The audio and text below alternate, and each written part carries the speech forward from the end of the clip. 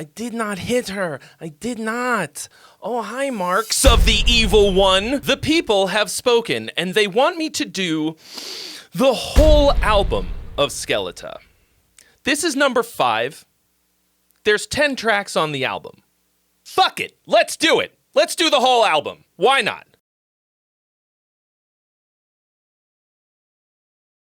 We're already halfway there, might as well keep on going through to the other side. I'm having a good time. Are you enjoying yourselves? Here's a fun game that will help me out. Let's see how many views that we can get on this video so that I can get a really good sponsor for the next one so that I will have a lot of motivation to be doing more of these. How do you do that? Well, it's pretty easy. Share this video with your ghost-loving friends. Share it on a forum, share it on Reddit, share it in your group chats, leave me some comments below, hit the little thumbs up. I appreciate all of that. Thanks to all of your support up to this point, we have in fact secured our very first sponsor aside from myself, and it's this Ibanez Prestige RGR 5130.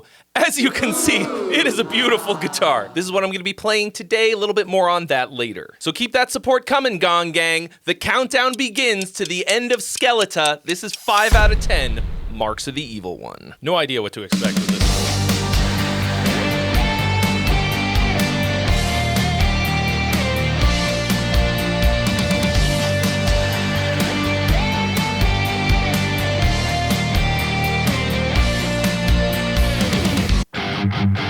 Okay, same key as the last one.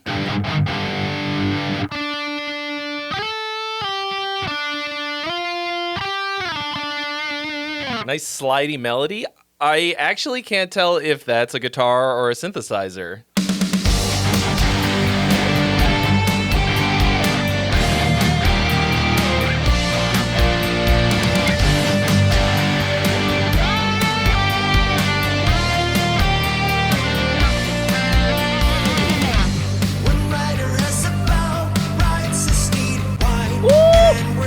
Owl coming in quick today. Na-na-na-na-na. Some more Dorian. Beautiful. Round, conquering. A second rider joins on a steed red, swinging a sword, mongering. Fall on us and hide us from the tyrant. From the tyrant. Remember in the Peacefield video I talk about awkward forced syllable stress? This is a great example of that. Awkward to me.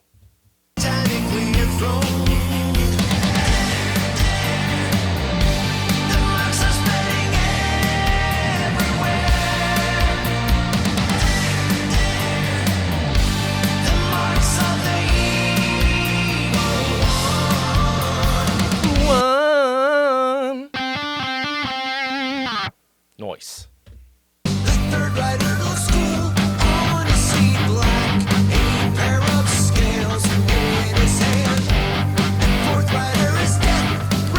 The fourth rider is death.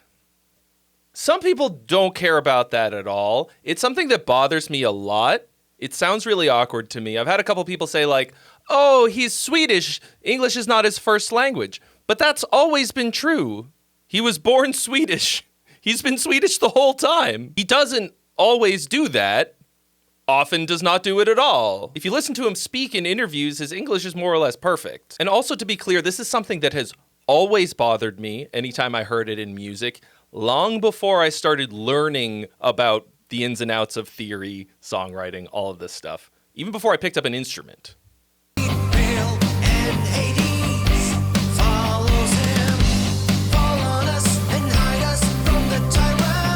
Fall on us and hide us from the tyrant.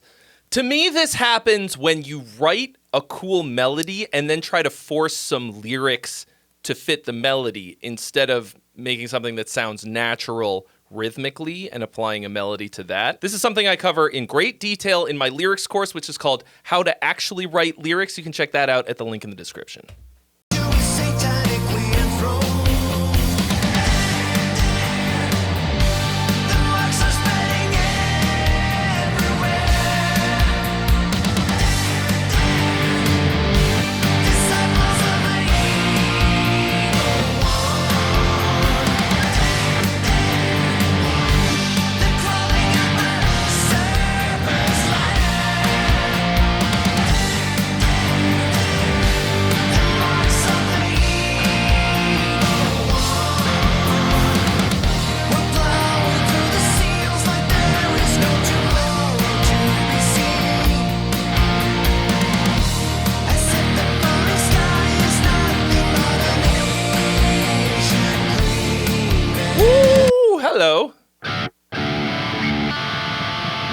if you're a songwriter or like a musician trying to learn more about music by watching these breakdowns, if you take anything away from the way that Ghost writes songs, it's chords and their function and what they do to make you feel certain things at certain places in the song. So this is like a bridge, right? This is a section of the song we haven't heard yet. It's not usually halfway through, but it's like a third thing, right? So far we've had like an A, B type of a thing, verse, chorus, verse, chorus. So call this whatever you want, but it's now a different set of chords. And it's mostly very simple. Going back and forth between these two chords. I'm going to talk about this stuff as if my guitar is in standard tuning. I'm down a whole step, so just keep that in mind, because that's how Ghost typically tunes. So we're in the vicinity of the key of A minor, keeping in mind that the verse is in like an A Dorian type of sound, which is one of the modes. So that changes for the verse. The rest of the song does not have that. But then at the end of this little sort of bridge section, he goes to an E minor. That might not seem all that significant because it's a chord that exists in the key of A minor. But more often than not, if I'm in A minor or any minor key and we go to the 5 chord, I am very, very tempted to do this kind of a thing, dominant 7, because it really pulls us back to the root, to the 1 chord. And they didn't do that, which isn't incredibly unusual, but I'm generally expecting it. So it's nice. And now it's time for a brief intermission while I talk about our sponsor, Ibanez Guitars, and this glorious, beautiful shred machine, the RGR 5130. I thought this was a pretty appropriate guitar considering that this album is very 80s inspired, and this has like kind of an 80s shred thing to it, but also it's very modern. We've got the reverse headstock, which if I get an Ibanez, I have to get the reverse headstock. If it's pointing the other way, I don't want it. We've got these Fishman Fluence modern pickups, an incredibly fast Super Wizard HP neck. I have no idea what the HP stands for, but I assume it's Harry Potter. He was a super wizard after all. As I'm sure you can hear, it sounds amazing.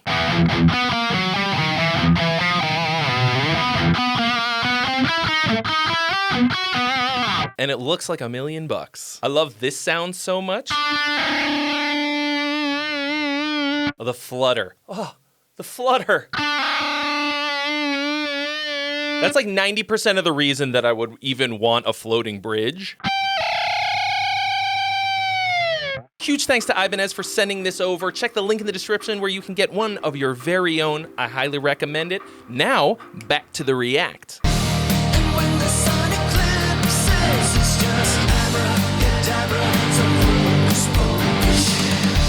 Here they come, here they come, here they come. There's that melody again.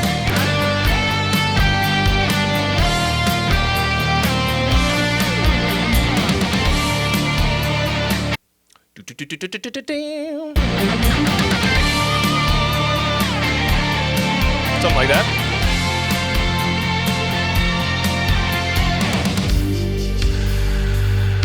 Nice little kind of solo thing. Micro solo. Breaking way down. Ooh, ooh, there's that. Get over here, owl. Ooh! Bringing back the Dorian, you feel the change. You might not be able to identify it by name. I took a lot of ear training so that I could do that. It feels like a magic trick, but you can feel something different. There's a different flavor, right?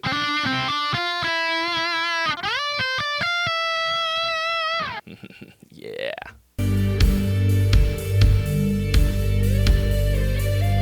A little bit. I can feel it coming in the air tonight. Oh, now big solo.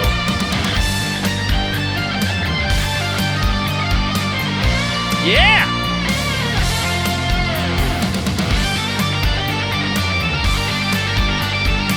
Da da da da da da da da da da da. Probably not how he played it, but.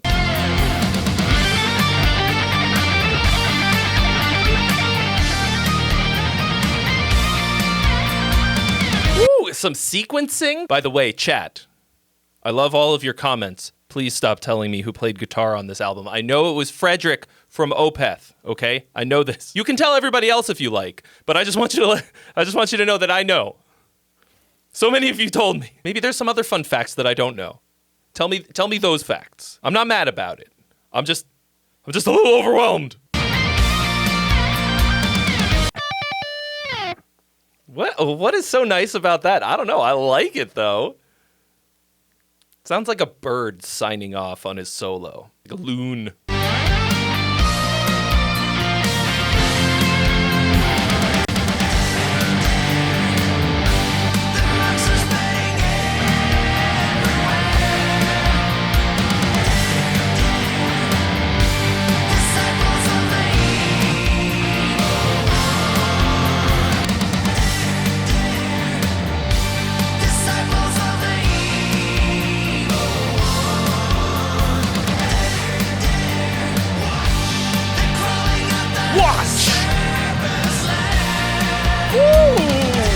Nice little harmonies. Nice little harmonies out of nowhere. New, fresh harmonies. Some ad-libs in the vocal. These are some great ways to spice up the final chorus of any song. In my opinion, the final chorus should be party time. Most of the time. Not all the time. Nothing all the time. Never always do anything, as I always say. But in any song where there's 3 choruses or even 2, they should never all be exactly the same. You give the listener a reason to stick around for the last one, you know? Something special. Oh, and a fade. A quick fade. Speedy. In the fucking dare. We got ourselves another 2-part chord progression for a chorus. Dare, dare. The marks are spreading everywhere. Right, there's the first half, and then dare, dare. Disciples of the evil one. Simple. Effective. We've got some really delicious little moments in here. Some real cool ear candy, some nice little twists and turns and little tweaks. Overall, you may have seen it in my face. Not like super duper exciting. Kind of a chill ghost song. Kind of laid back. Definitely one of the more memorable ones. Nice big hooks. Na na na na. Little micro repetition like that. Really easy way to get your hooky claws into somebody's brain with your song, and then the macro repetition, having it come back around again in the second half of the chorus. I'll say that I like this song. Having just done Umbra, which is thus far my favorite, I loved Umbra. This one I like okay. When I'm done doing all of them, I might have to do a tier list, you know? Huge thanks to Ibanez for sponsoring this video with the incredible RGR 5130. You can check the link in the description for where to get your very own. This is 5 down out of 10 for Skeletor. You can watch the last one or the next one right here, depending on what day it is that you're watching this. And all of the rest of my Ghost content right here. Stay squishy, and I'll see you real soon.